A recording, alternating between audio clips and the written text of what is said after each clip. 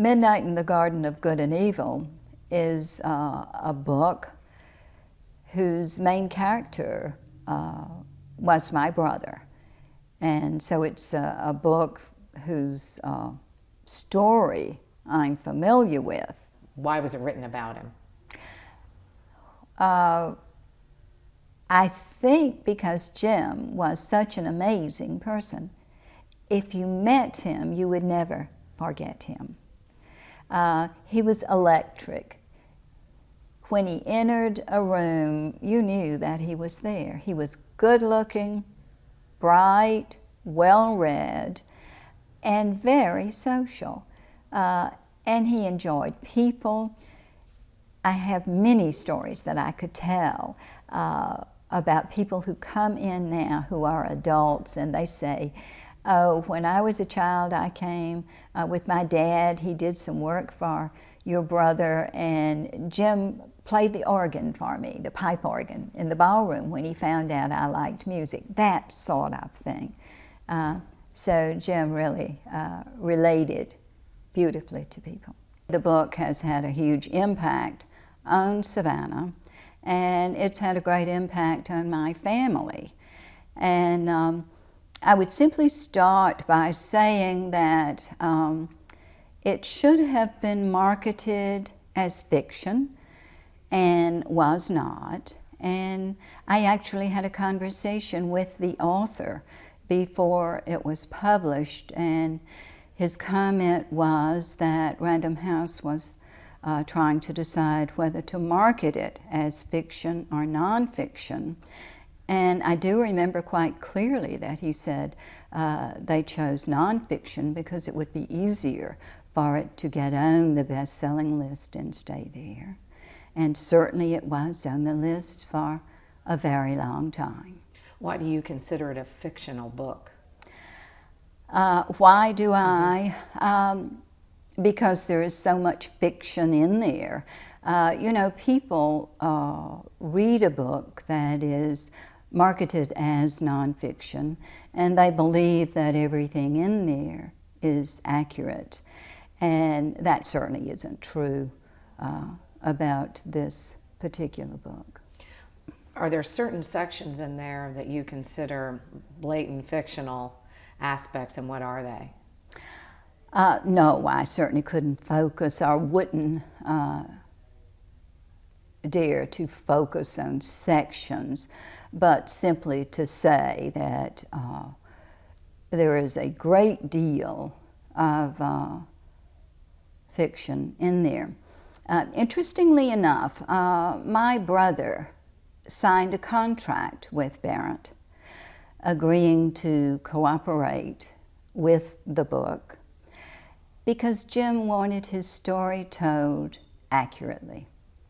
He felt that it was important.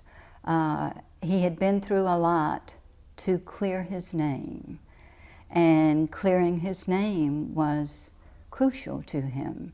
And so he wanted his story to be told accurately. For that reason, he signed the contract with Barrett and gave Barrett access to Sonny Sala, for instance, Jim's major attorney, to court records and tape recordings, for instance.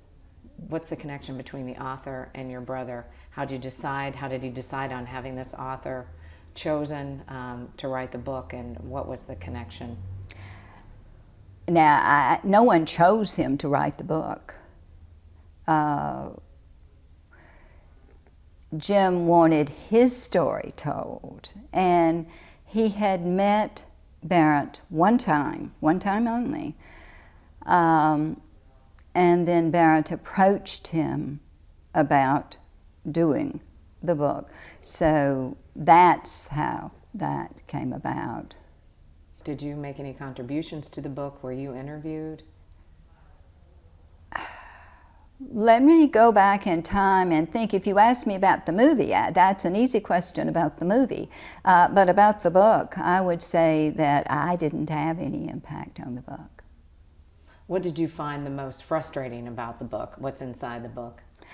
Most frustrating is that many portions of that book are the author's world, John Barrett's world, not Jim Williams' world. And I find that frustrating. What would be the biggest difference between what he saw and what Jim was about?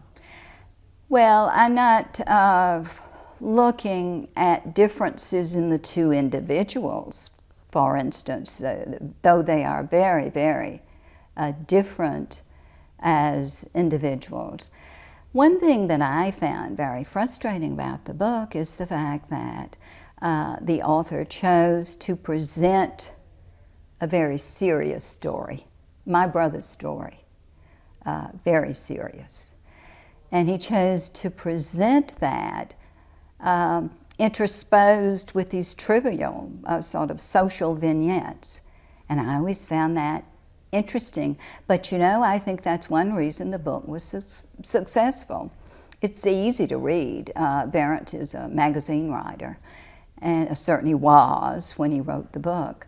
And so it's easy to read, and that's one aspect. Plus, a friend of mine said, another thing that's going on is that people have always suspected that we had strange characters here in the South. And the book simply presents that to them. So maybe that's a part of it also. What did Jim think of the book? Oh, Jim was dead when the book was published. What do you think he would have thought of it?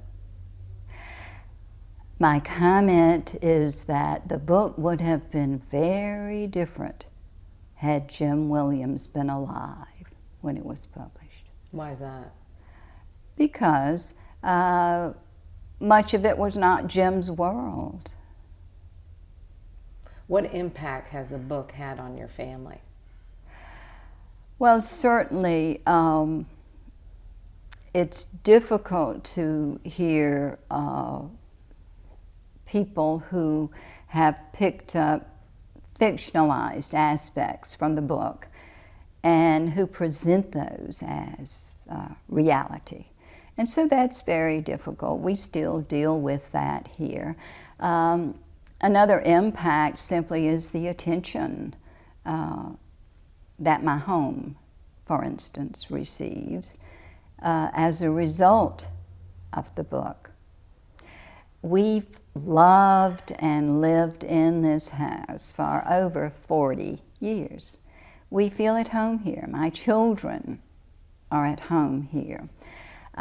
When Jim died and I came to settle the estate, I gave up my career at Georgia and moved in to the house and worked very hard to settle the estate. And this was a wonderful home. My family loved it, we had great parties, my friends loved it, I enjoyed it. But then when the book was published, suddenly the house gets a lot of attention. And that can be difficult to handle. Why? Why? Mm-hmm.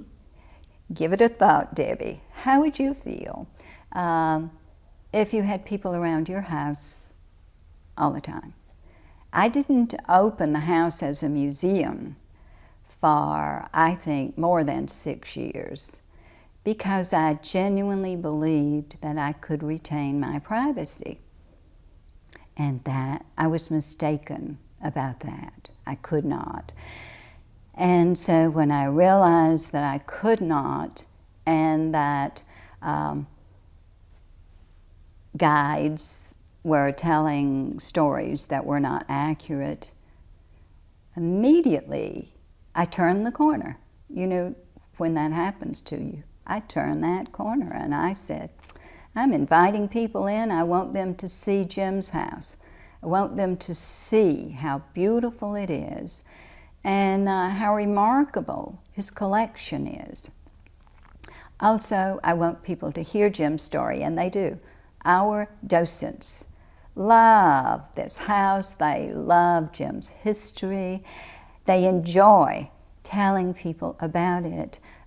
They're proud of it, proud of his accomplishments.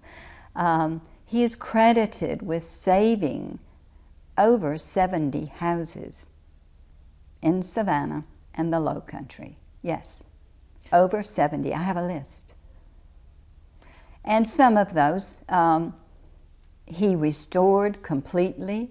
Some he simply shored up and passed along to someone who would restore it properly, that sort of thing. But yes, his impact on the history of this area has been enormous, and I'm not sure that that's recognized. You see, I think people have lost sight of his contributions to Savannah and the Low Country, but also to history. And that's the reason I did my book, this book that I showed you, Savannah's Jim Williams.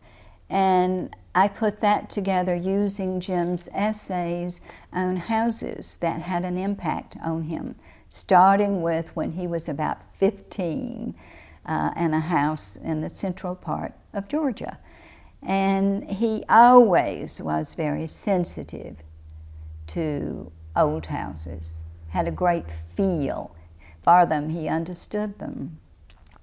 And I remember his remark on finishing restoration on one particular house that had been in dreadful condition. And when he finished, he said, now she has been restored to her proper status. And it's true, it's what he wanted to do. And because he felt that they were such important parts of our history, then he wrote essays and he saved, put files together and saved everything, notes on everything he ever did to a house. In this house, for instance, he had to do very little except restore. For instance, he was very fortunate because this house had its original interiors when he bought it. Nothing had ever been done to it. It was decrepit, but that's a restorationist's dream. Where did he like to spend most of his time? Where? In the home. My answer to that is the same as for me. I've had people say, now, where do you live in the house? We live all over the house. This was our favorite room, Debbie. We loved this room.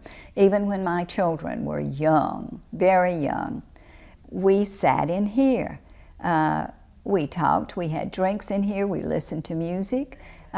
We enjoyed it. Jim would say about old houses and about antiques, these old things were made to be used, and many of them were used every day.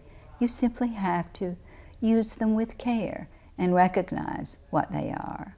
What impact does Jim's legacy have on the city of Savannah, and as well as what impact did the book have on the city of Savannah? Mm-hmm. Jim's legacy, the impact is obvious. If you walk around and take a look at every house that he owned and every house that he restored, then you recognize right away that he saved many of Savannah's treasures, what are treasures today. He came along at a period when a lot of these old houses were torn down, and many that were saved were close to being torn down. So he came along at a critical time, and it was almost like a mission, but one that he enjoyed. And so it's had a crucial impact on the city of Savannah. Look at how many tourists come. And one thing that they come for is to see the beauty, of course, of the city. The squares are wonderful. But I have heard them say also they love to know that these old houses are still lived in today. And they enjoy that aspect. So Jim made a major contribution in many, many ways, not just by restoration. He was president of the board of the trustees for the Telfair Museum of Art. He contributed his entire collection of early Savannah silver to them when he was head of the board. Just many, many contributions in every way. He was a great supporter for the symphony, loved music. He was a great musician himself. So we could go on.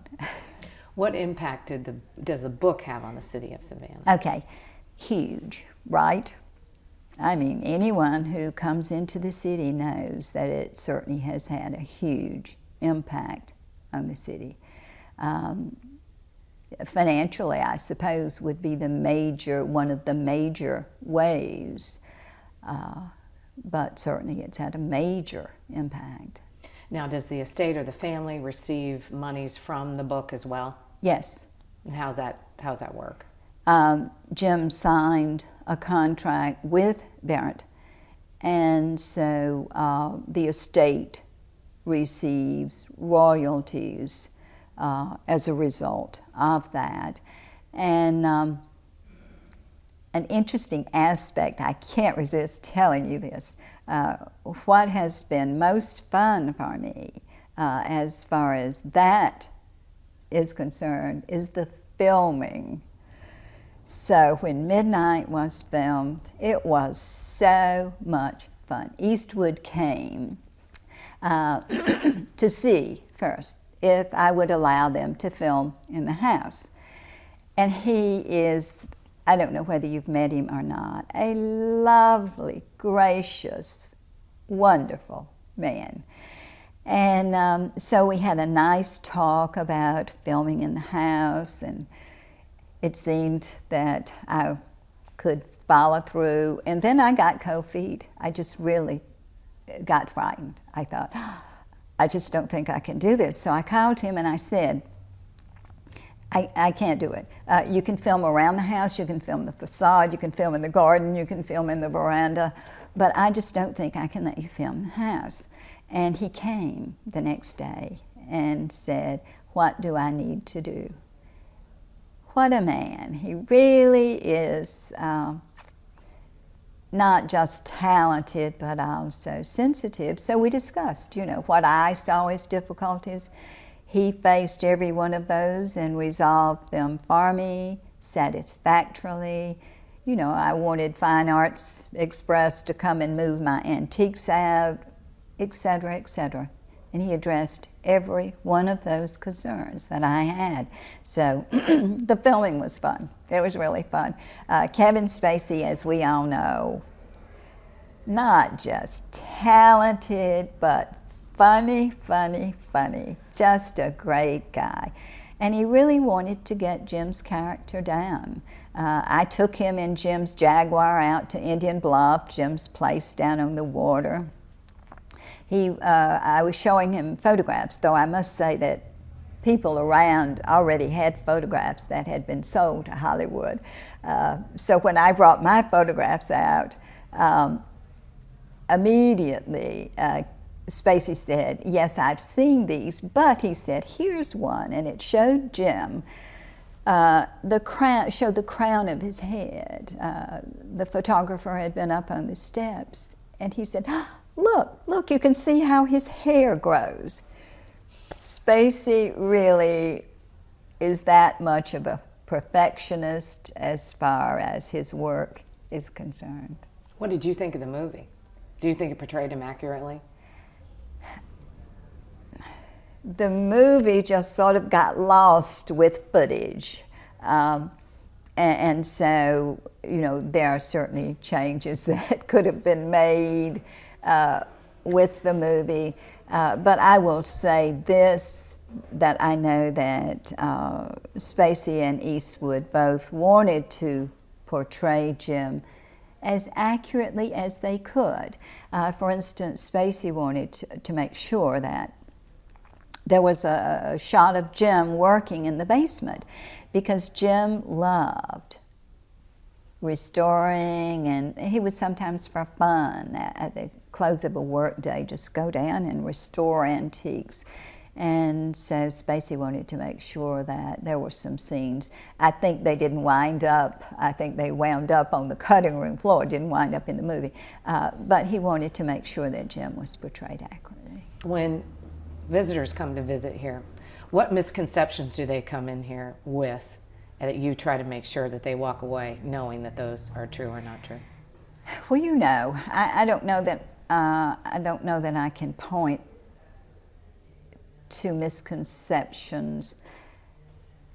There's a major one, and it simply is a lack of knowledge. They don't realize why Jim was tried more than one time.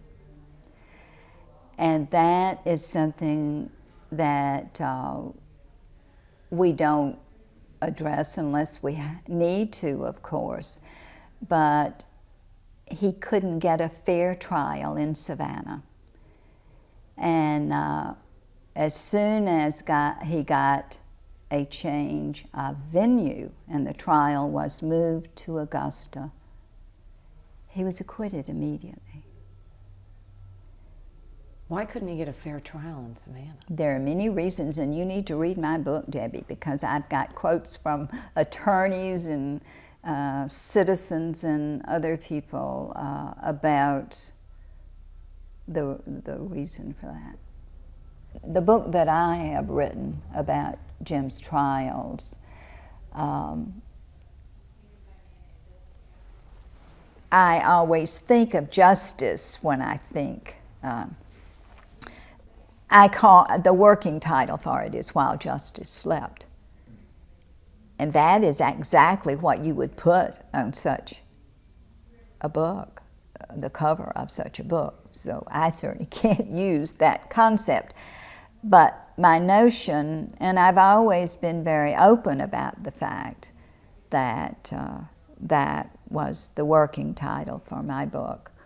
And I do see Jim's story during that period of time as the story of While Justice Slept.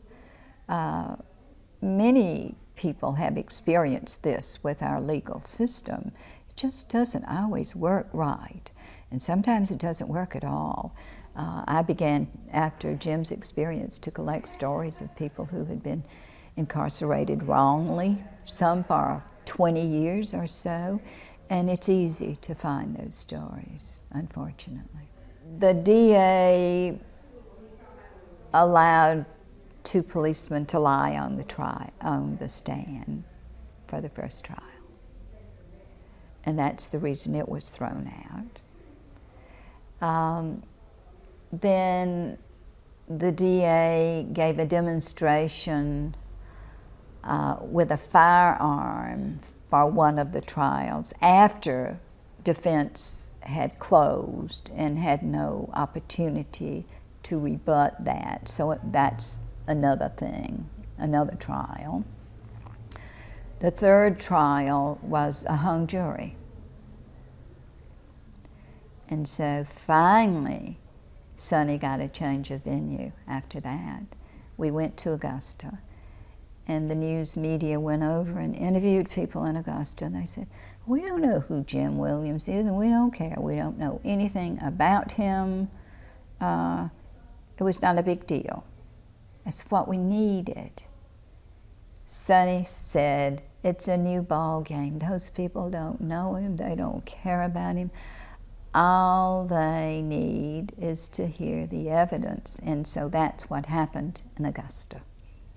They actually went back to deliberate, and I've forgotten now how long it took them, but they said they knew that he was not guilty. They voted right away, like in 15 minutes, but they were afraid to come out that soon because they were afraid people would say that they didn't deliberate long enough. So I think they stayed 45 minutes, and he was acquitted.